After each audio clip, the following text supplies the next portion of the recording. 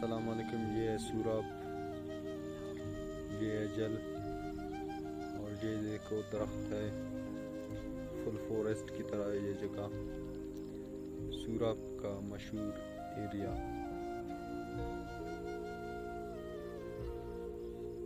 ये देखो भाई,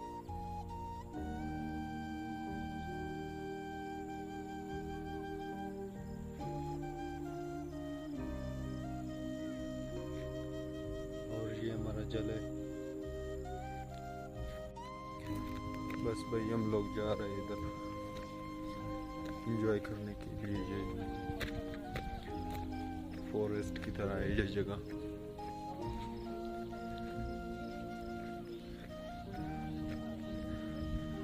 ये मेरे फ्रेंड्स हैं थी नाफे, बस भाई ये इसका नाम नाफे है।